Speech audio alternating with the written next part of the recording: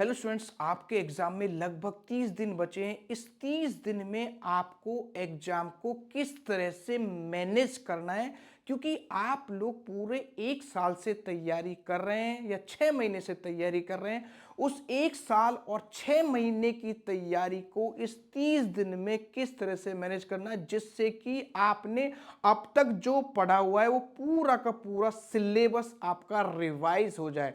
तो बेटा ये सारी चीजें हम इस वीडियो में डिस्कस करेंगे। अगर किसी ने चैनल को सब्सक्राइब नहीं किया है तो वो चैनल को सब्सक्राइब कर लीजिए। स्टार्ट करते हैं बेटा।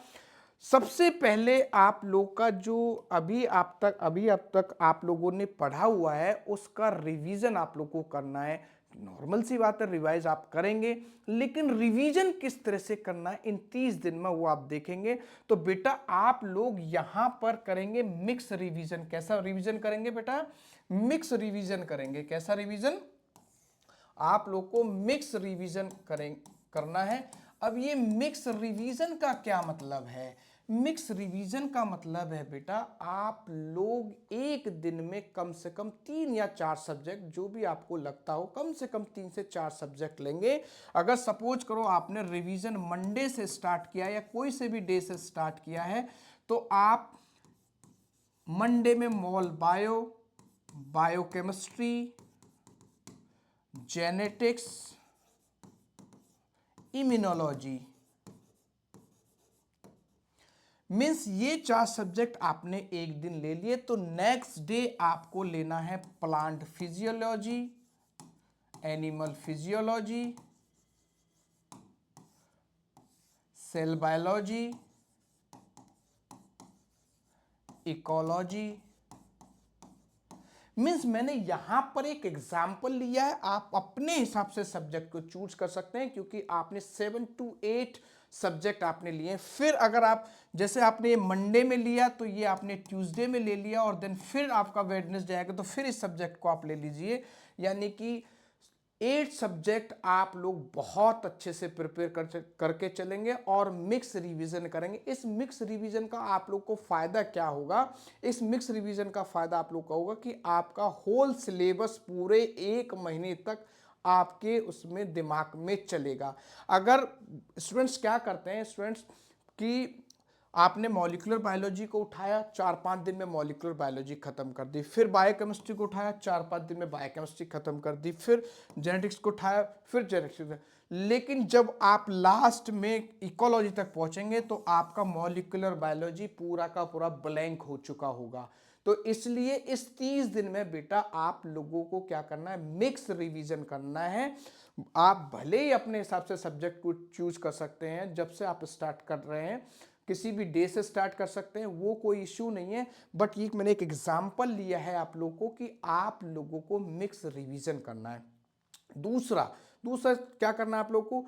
जितना आप रिवीजन करेंगे उतने के ही आप PYQs करेंगे।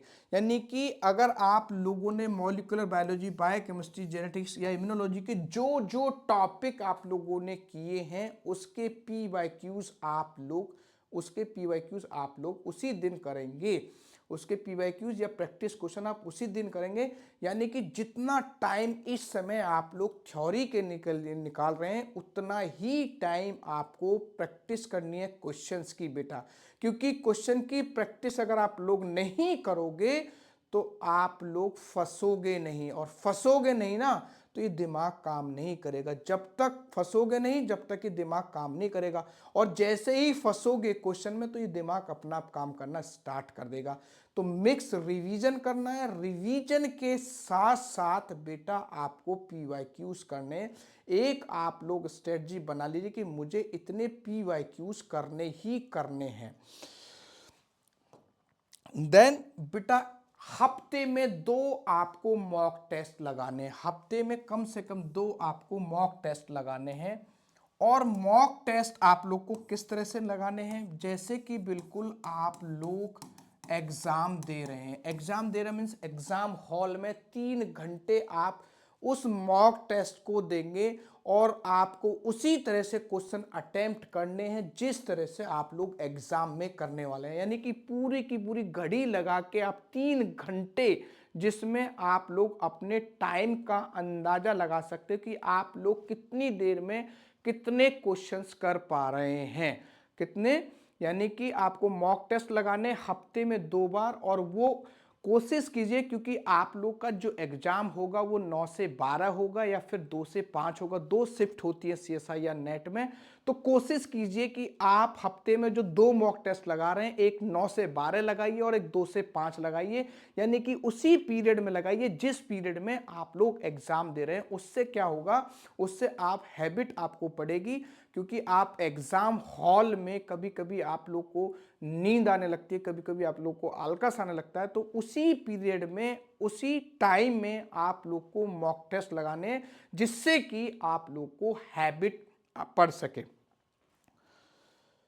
थर्ड बेटा, आप लोगों को जितना आप लोगों ने आज शाम तक रिवाइज किया, एक पर्टिकुलर टाइम तक रिवाइज किया, तो कम से कम 1 घंटा या 1.5 घंटे आप लोग को उसको मन ही मन में क्या करना, रिकॉल करना। क्या करना है बेटा, मन ही मन में रिकॉल करना है कि आज सुबह से आपने ये पढ़ा है, इसमें ये होता है।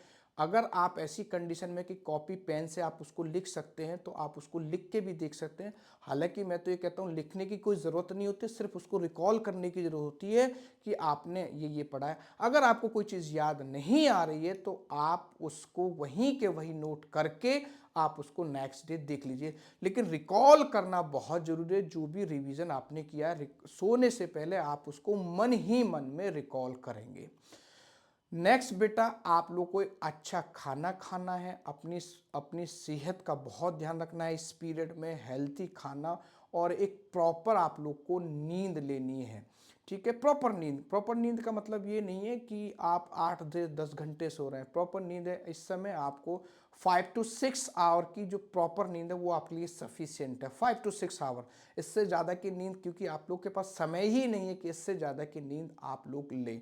तो अगले 30 दिन में आप लोगों के साथ हूं। आप लोग का एग्जाम 100% क्वालिफाई हो जाएगा। कोई दुनिया की ताकत आप लोग के एग्जाम को क्वालिफाई करने से रोक नहीं सकती। सिर्फ ये 30 दिन आप लोग को मैनेज करने हैं। अगर किसी बच्चे को कोई स्ट्रेस होती है क्या, या कोई एंजाइटी होती है, उसको लगता है कि उसका एग्जाम क्वालिफाई नहीं होता है या डीमोटिवेट होता है, तो 7906025499 7906025499 आप उस पर कॉल कर सकते हैं बेटा। बट अपनी तैयारी को प्रॉपर कीजिए। नेक्स्ट वीडियो में हम कुछ क्वेश्चन, सी सेक्शन के क्वेश्चंस हम लोग डिस्कस करेंगे। अगर किसी ने चैनल को सब्सक्राइब नहीं किया तो बेटा चैनल को सब्सक्राइब कर दीजिए। इस वीडियो को ज़्यादा से ज़्यादा शेयर कीजिए। Thank you.